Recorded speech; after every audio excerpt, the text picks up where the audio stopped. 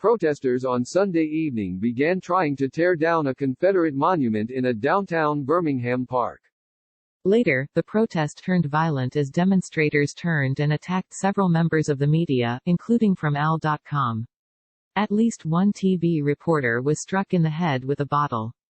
The monument withstood attempts to bring it down before Birmingham's mayor asked the crowd to leave before police were to step in.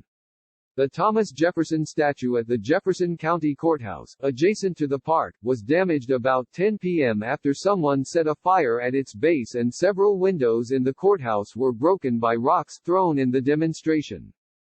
Police moved into the park minutes later and demonstrators moved a block south of the park on 6th Avenue North at 20th Street North where they burnt a flag on a pole at the Wells Fargo building. Demonstrators also spray-painted windows and broke out windows in the ground floor of the skyscraper where some entered the building. Windows were also broken out of the neighboring Harbert Plaza as the protesters continued marching south. Demonstrators also broke out windows at the Alabama Power Building at 18th Street and 6th Avenue North and entered the building.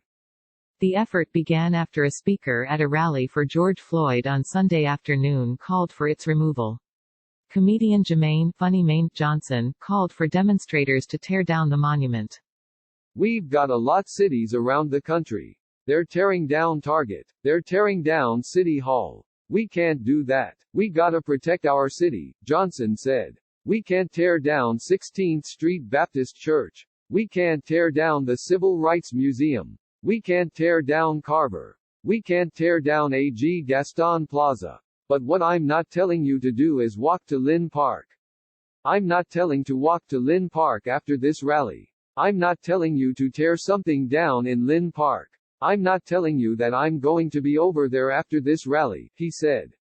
The monument in Lynn Park has been the subject of a legal fight between Birmingham and the Alabama Attorney General's office over historical monuments.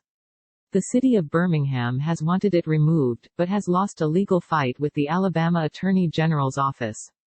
It wasn't the first legal fight over the monument. Save Our South filed a lawsuit a month after the Birmingham Park and Recreation Board unanimously approved a resolution in July 2015 to remove the Confederate Soldiers and Sailors Monument. At first, protesters on Sunday took down a plywood barricade at the base of the monument, placed there by the city before the legal fight. Then demonstrators began to chip away at the monument with anything they could find. Ropes were then placed around the monument in an attempt to bring the large monument down. Demonstrators also spray-painted the base and chipped away at the inscriptions at the bottom. Chains or ropes were also placed around the monument and people were trying to pull the monolith down.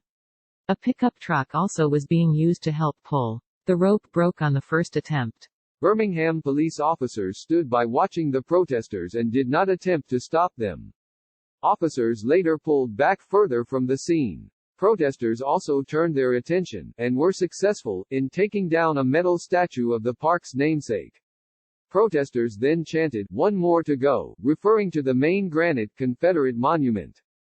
Birmingham Mayor Randall Woodfin appeared at the park, and using a bullhorn next to Johnson, asked the crowd to stand down.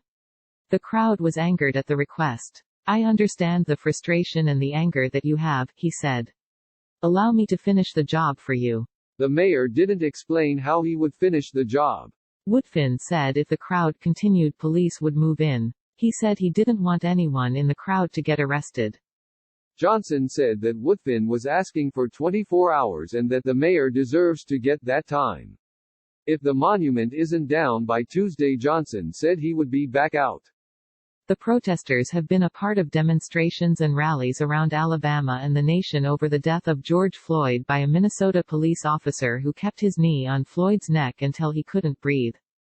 Greater than police shoot pepper balls at mobile activists as peaceful protest turns violent. Greater than here is the earlier reporting from this afternoon telling of protests around the state.